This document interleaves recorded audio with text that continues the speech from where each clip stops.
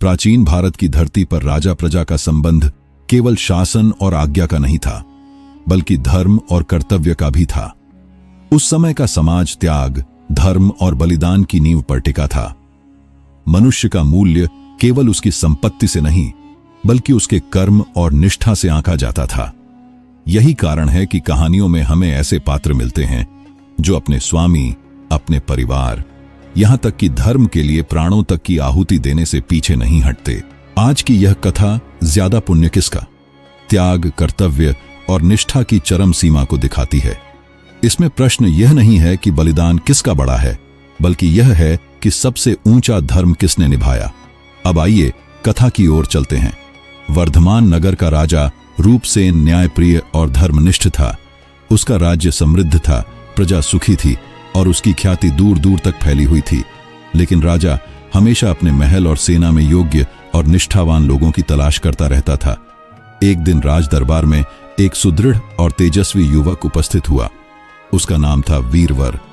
लंबा कद, चौड़े कंधे, चेहरे पर आत्मविश्वास और आंखों में निष्ठा की चमक। राजा ने उसे देखा और पूछ बैठा, हे वीर, तुम किस काम के लिए यहां आए हो? तुम्हें हमारे यहां किस प्रकार की सेवा करनी है? वीरवर ने विनम्रता से हाथ जोड़कर कहा, महाराज, मैं आपकी सेवा करना चाहता हूं। मैं एक क्षत्रिय हूं, शस्त्र चलाना जानता हूं, प्राणों को दांव पर लगाना जानता हूं। बस मुझे आपकी चौकीदारी का भार दे दीजिए। राजा ने मुस्कुराकर पूछा, ठीक है, लेकिन तुम्हें खर्च के लिए कितना धन चाहिए? यह सुनकर सब दरबारी चौंक उठे, क्योंकि वीरवर ने उत्तर दिया, महाराज, मुझे प्रतिदिन 1000 तोले सोना चाहिए। दरबार में हलचल मच गई। सभी मंत्री और अधिकारी आपस में कानाफूसी करने लगे। किसी ने कहा, यह तो बहुत बड़ा लालची निकला। किसी ने कहा, 4 जनों का परिवार और प्रतिदिन 1000 तोले सोना, यह असंभव मांग है। राजा रूपसेन ने भी आश्चर्य से पूछा, वीरवर, तुम्हारे परिवार में कितने सदस्य हैं? वीरवर ने शांत स्वर में उत्तर दिया, महाराज, मेरी पत्नी है, एक पुत्र है और एक पुत्री है। यही मेरा परिवार है। राजा और भी विस्मित हुआ। केवल 4 जनों का परिवार और प्रतिदिन 1000 तोले सोना, इतना धन तुम लोग करोगे क्या? वीरवर ने दृढ़ता से कहा, महाराज, मेरे कारण न तो आपके खजाने की हानि होगी और न ही आपके राज्य की मर्यादा को ठेस पहुंचेगी। आप केवल यह वचन दें कि प्रतिदिन मुझे 1000 तोले सोना भंडार से दिया जाएगा। राजा उसकी बातों में छिपा रहस्य नहीं समझ पाया, परंतु उसकी निष्ठा और आत्मविश्वास देखकर उसने सहमति दे दी। अगले दिन से वीरवर को भंडार से प्रतिदिन 1000 तोले सोना मिलने लगा। लेकिन जो हुआ वह चौंकाने वाला था। वीरवर उस सोने में से आधा भाग ब्राह्मणों में दान कर देता, शेष आधा 2 हिस्सों में बांट देता। एक भाग वह अतिथियों, सन्यासियों और वैरागियों के लिए रखता, उन्हें भोजन, वस्त्र और दान देता। दूसरा भाग घर में भोजन बनाने में लगता, जिसमें सबसे पहले गरीब और भूखे लोग तृप्त किए जाते। उसके बाद परिवार भोजन करता और अंत में वह स्वयं भोजन करता। दिन भर का यह क्रम नित्य चलता और रात होते ही वीरवर शस्त्र धारण करके राजमहल की चौकीदारी करता। जब भी राजा को उसकी आवश्यकता होती, वह तत्पर खड़ा रहता। राजा को धीरे धीरे समझ में आया कि वीरवर केवल अपने लिए नहीं जीता, वह धर्म, दान और सेवा को ही अपना जीवन मानता है। एक रात की बात है।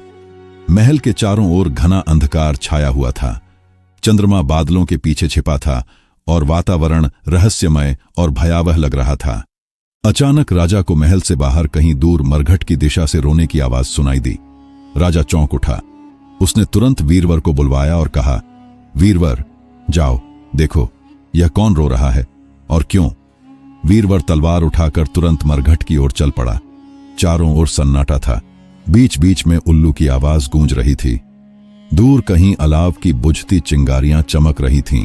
जैसे ही वीरवर मरघट पहुंचा, उसने एक अजीब दृश्य देखा। वहां एक स्त्री खड़ी थी, जिसके शरीर पर सिर से पांव तक गहने ही गहने थे। कभी वह पागलों की तरह हंसती, कभी उछलती कूदती और अगले ही क्षण सिर पकड़कर रोने लगती। लेकिन उसकी आंखों से एक बूंद आंसू भी नहीं निकल रहा था। वीरवर ने आश्चर्य से पूछा, हे देवी स्वरूपिणी, आप कौन हैं? इस वीरान मरघट में क्यों रो रही हैं? स्त्री ने उत्तर दिया, मैं राजलक्ष्मी हूं। इस समय मैं रूपसेन राजा के घर से जा रही हूं। वहां अब अधर्म और अनर्थ बढ़ने लगे हैं। वहां दरिद्रता का निवास होने वाला है, इसलिए मैं दुखी होकर रो रही हूं। परंतु देखो, मेरे आंसू भी नहीं निकल रहे, क्योंकि भाग्य के आगे मैं भी विवश हूं। राजा रूपसेन केवल 1 महीने में दुख से मर जाएगा। वीरवर ने गंभीर स्वर में पूछा, हे देवी, क्या इस विपत्ति से बचने का कोई उपाय है? राजलक्ष्मी ने कहा, हां है। इस नगर से पूरब दिशा में 1 योजन दूर एक देवी का मंदिर है। यदि तुम वहां अपने पुत्र का शीश चढ़ा दो तो यह विपत्ति टल सकती है। तब राजा 100 वर्ष तक सुखपूर्वक शासन करेगा। वीरवर उस रात घर पहुंचा। उसने अपनी पत्नी को जगाया और सब हाल सुनाया। उनकी बेटी भी जाग गई और बेटे को भी बुला लिया गया। वीरवर ने पुत्र से कहा, बेटा, राजा पर संकट है। देवी कहती हैं कि तुम्हारे शीश के बलिदान से राजा की आयु 100 वर्ष बढ़ जाएगी।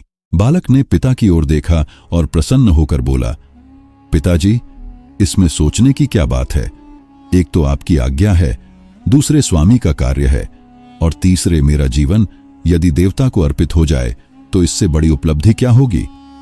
कृपा करके आप शीघ्र मेरा बलिदान कीजिए। पिता ने स्त्री की ओर देखा। उसने नतमस्तक होकर कहा, पति का धर्म ही मेरा धर्म है। आप जैसा उचित समझें वैसा करें, मैं आपके साथ हूं। यह सुनकर वीरवर ने निश्चय किया और पूरा परिवार देवी मंदिर की ओर चल पड़ा। अंधेरी रात, घना जंगल और मंदिर की शांति। चारों ओर टिमटिमाते दीपक और देवी की मूर्ति अलौकिक आभा बिखेर रही थी। वीरवर ने हाथ जोड़कर प्रार्थना की, हे मां, मैं अपने पुत्र का बलिदान अर्पित करता हूं। मेरे राजा की 100 वर्षों तक आयु हो और राज्य सुख समृद्धि से भर जाए।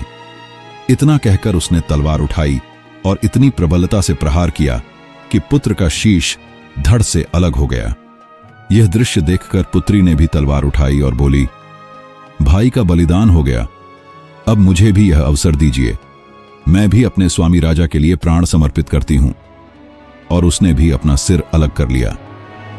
पुत्र और पुत्री के जाने के बाद मां का हृदय भी विचलित हो उठा।